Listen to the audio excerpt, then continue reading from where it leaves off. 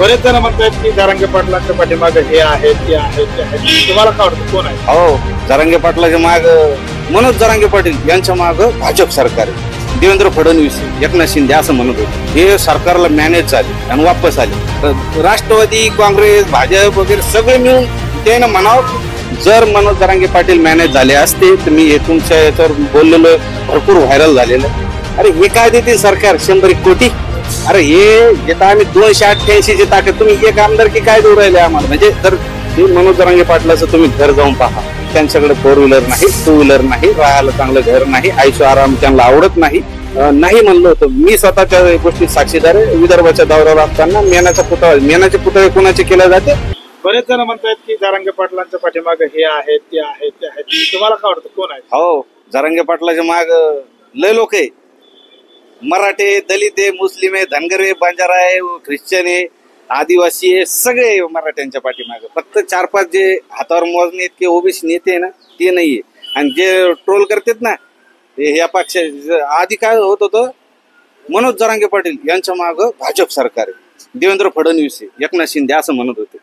वाशीला गेलो, वाशीहून आम्ही आलो, हे म्हणत होते हे सरकारला मॅनेज झाले आणि वापस आले.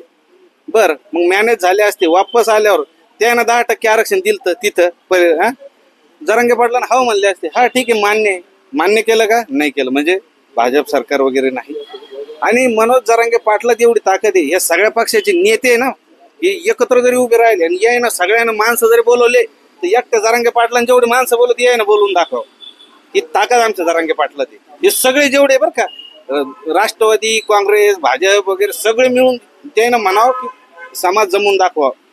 आमची एकच सभा पाहिली होती 1,47,00,000 ती कोणातच दम नाही, जगात कुठल्याही माणसात दम नाही. आणि फक्त आमची नारायणगडची सभा व्हायला पाहिजे होती 8 जूनची, मग यांना कळालं असतं. 6 कोटी मराठी होते आणि इतर जाती धर्माचे कमीत कमी 10 कोटी लोक होते. पण थोडस आमचं दुष्काळ सदृश परिस्थिती, शेतकऱ्यांचं मशागती करण्या होत्या, जमिनीच्या पेरणीचे दिवस होते. 90% समाज हा मराठा आहे सर आमचा. तर त्यामुळं मनोज जरांगे पाटील शेतकऱ्याचा मुलगा आहे आणि त्यांना जाण आहे की शेतीसाठी काय लागतं. जर हे सीझन गेला असता तर आमच्या एक तर आम्ही आरक्षणामुळे कंबरड मोडलेले, पोरांचे शिक्षण कसे करायचे, पिकातून काय आले नसतं. हे सरकार काय ना तुमचं कर्जमाफी करणार ना, लाईटचे प्रश्न आहेत सर.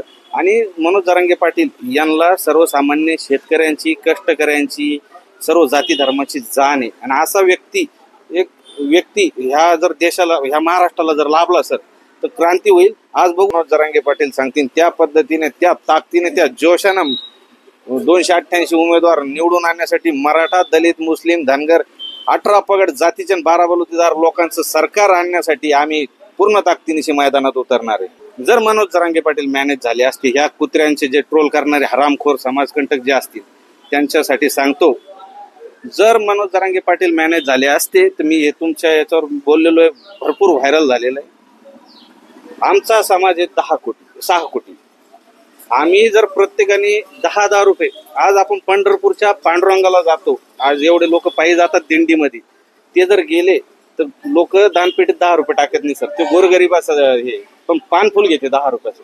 तेवढे पानफुलाचे जर आम्ही मराठ्याला सांगितलं, आवाहन केलं की फक्त पानफुलाचे पैसे 10,000 रुपये जमा करायचे. 6 कोटी समाज आहे. 6 कोटी म्हणजे 6 कोटी गुणिले 10 रुपये 60 कोटी आमचे जमा होते. आणि जर 100 केले तर 600 कोटी होते. आणि 1,000 केले तर 6,000 कोटी होते. अरे हे काय देतील सरकार 100 कोटी एखादी आमदारकी? अरे हे तर आम्ही 288 ची ताकद, तुम्ही एक आमदारकी काय देऊ राहिले आम्हाला? म्हणजे जर त्या कुत्र्यांना सांगतो, त्या ट्रोल करणाऱ्यांना, बाबा हो, आम्हाला जर मॅनेज व्हायचं असलं तर आम्ही आमचं जमा करू, आम्हाला मॅनेज व्हायची गरज नाही. पण मनोज जरांगे पाटील यांचा आत्ताच या मित्रांनी माझ्या सांगितलं नाही का, हे मनोज जरांगे पाटलाचं तुम्ही घर जाऊन पहा. आजही तिथं चुलीवर गरम पाणी केलं जातं. त्यांच्या घरी गिझर नाही. त्यांच्या घरी बघा तुम्ही, आजही चुलीवर स्वयंपाक केला जातो. त्यांच्या पत्नी अजूनही शेतात कामाला जातात.